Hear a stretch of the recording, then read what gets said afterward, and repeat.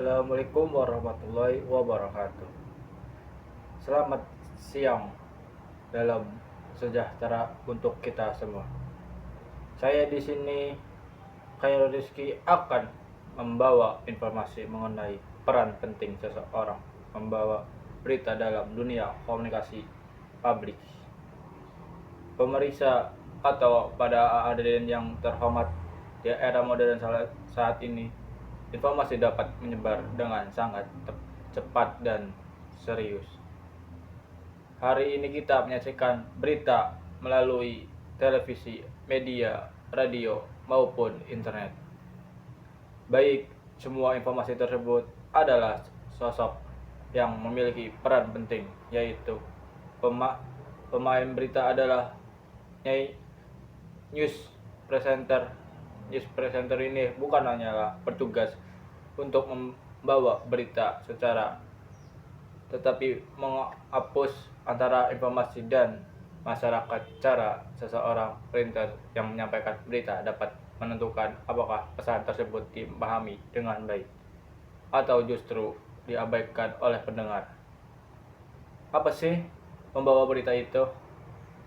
Pembawa berita adalah seseorang yang menyampaikan informasi masyarakat dengan bahasa yang jelas, singkat, dan terpercaya. Dalam public speaking juga, berbicara di depan publik itu berbeda dengan berbicara sehari-hari karena audiens lebih banyak, latar belakang pendengar berbeda-beda, suasana lebih formal, dan pesan yang disampaikan oleh pemilik tujuan tertentu. Karena membawa berita adalah memiliki kemampuan komunikasi yang baik. Ciri membawa berita adalah ada beberapa yang membawa berita yang baik, yaitu yang pertama adalah setiap kata harus terdengar dengan baik agar informasi tidak salah paham. Yang kedua adalah ekspresi yang sesuai. Berita sedih disampaikan dengan serius, sedangkan berita ringan dapat disampaikan dengan lebih hangat. Yang ketiga adalah percaya diri.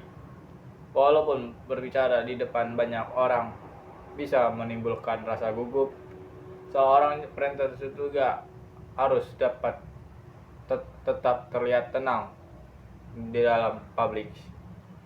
Yang keempat adalah netral. Membawa berita harus menyampaikan fakta, membawa emosi. Berita itu persiapan sebelum tampil. Sebelum tampil memiliki seorang presenter yang biasanya melakukan beberapa persiapan penting, yaitu yang adalah memahami isi berita, bukan sekedar membaca dan memahami informasi. 2. Latihan vokal. Melatih inovasi tempo dan pengucapan. Yang ketiga adalah penyesuaian bahasa tubuh, otak mata, posisi tubuh, gerakan tangan yang harus mendukung penyampaian pesan. Yang keempat adalah mengenai audiens agar penyampaian sesuai dengan siapa yang mendengar. Dalam materi presentasi yang dijelaskan bahwa keberhasilan berbicara dipengaruhi oleh riset, latihan, dan sikap rileks. Tantangan membawa berita adalah meskipun terlihat mudah, menjadi pembawa berita memiliki tantangan yang cukup berat. Yang salah satunya adalah salah membaca nama, gangguan teknis, perubahan naskah mendadak, hingga siaran langsung tanpa pengulangan. Gangguan seperti ini disebut hambatan komunikasi atau noise yang dapat mengganggu penyampaian pesan. Karena itu, pembawa berita adalah harus mampu berpikir cepat dan tetap profesional. Mengapa berita penting?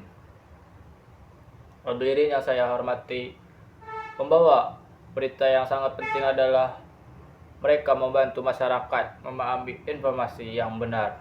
Berita yang baik yaitu adalah bergantungan pada isi, tetapi juga dengan cara penyampaian.